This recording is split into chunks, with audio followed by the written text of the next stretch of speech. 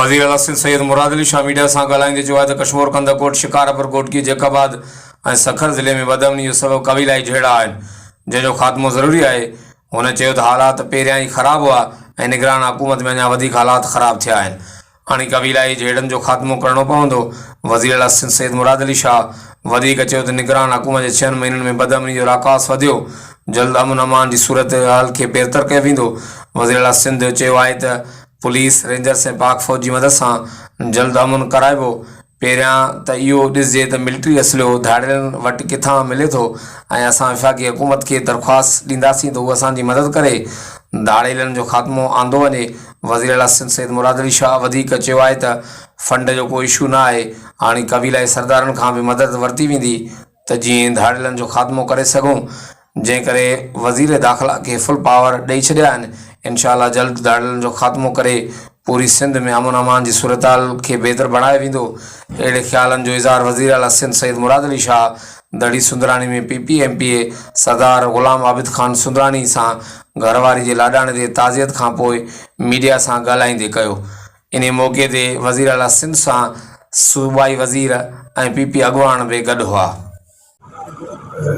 आबिद ख़ान सुंदरानी सां उनजी घरवारी वफ़ात ते फातिहा करणु, उनजे दुख में असां सभु शरीक आहियूं। पार्टी जे हवाले सां आया आहियूं। तव्हांजो सुवाल लॉ एंड ऑर्डर या जेको हिते क़बाइली झेड़ा आहिनि या जेको सिचुएशन आहे हिननि कश्मीर थियो, जैकाबाद थियो, कोटकी थियो, सखर थियो, शिकारपुर थियो, इन्हनि ज़िलनि जे हवाले सां बिल्कुलु सही आहे।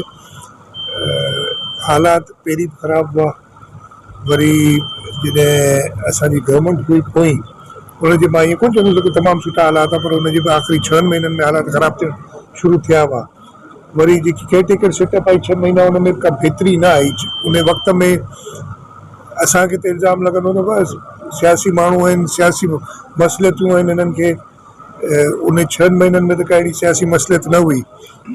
उन वक़्त में सिचुएशन अञा ख़राबु थी, न रुॻो हिननि ज़िलनि में पर सॼे सूबे में ऐं सॼे शहरनि में। हींअर महीनो थियो आहे हुकूमत खे आहे। असां इन खे ॾिसंदे ई असां हिकिड़ो फुल टाइम होम मिनिस्टर बि मुक़ररु कयो आहे त जीअं हुनखे ख़ासि तौर ते ॾिसे चीफ मिनिस्टर जी मदद करे इन लॉ एंड ऑर्डर खे बहितर करण लाइ। कोशिशि इहा आहे त जल्द सां जल्द इहो जेको हिन जी जड़ आहे, तव्हां बिल्कुलु सही चयो त हिन जी हिकिड़ी वॾी जड़ आहे क़बाइली झेड़ा जेके हलनि था पिया। उनजी वजह सां हथियार तमामु घणो हिते अची वियो आहे। हथियार वरी बि हितां को ठहंदो कोन्हे, ज़रूरु ॿियनि पासनि खां हिते अचे थो, हेसि ताईं पहुचे थो।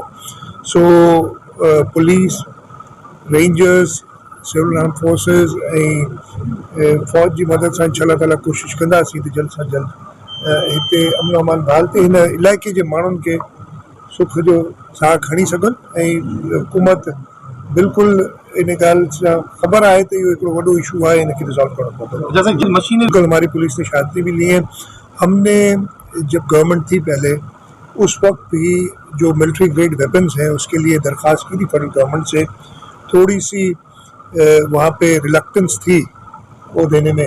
हम दोबारा उससे बात करेंगे कि मिलिट्री ग्रेड वेपन्स दिए जाए। हम तो चाह रहे हैं कि हमें मदद भी हो। जो जदीद असला अगर आप समझते हैं कि पुलिस में वो कैपेसिटी नहीं है उसको इस्तेमाल कर, इन डाकुओं को ख़त्म करने के लिए कैसा ऑपरेशन किया जाए कि ये ख़त्म हो सके जल्दी।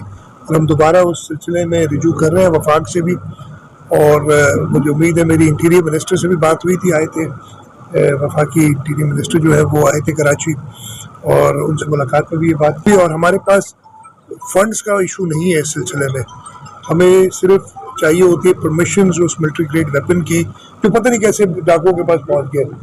मैंने तो ये बॉर्डर मेरे हाथ में नहीं है कि इधर तक पहुंचा है। वो ज़रूर हमें अपनी पुलिस को प्रॉपर इक्विप करना होगा कि इन डाकुओं से मुकाबला कर सके। लेकिन इसकी काफ़ी सारी, मैंने कहा ना कि एक सिर्फ ऑपरेशन और इनको ख़त्म कर देना नहीं, लेकिन इसके साथ साथ है उनको भी ख़त्म करना है। हमने कबायली तकरारों को उनके आपस में तस्फिया कराना है। वही एक जड़ बन जाती है वेपनाइजेशन की। और ये आप सब जानते हैं, मुझसे ज़्यादा जानते हैं, आप इधर के लोकल सहाफ़ी हैं सारे, तो इसको जड़ से उखाड़ना होगा और उस पर हम काम कर रहे हैं, करेंगे। यहाँ लोकल्स की मदद की ज़रूरत होगी और उसके ज़रूर कश्मीर में आए ना यार मिनिस्ट्री ताकि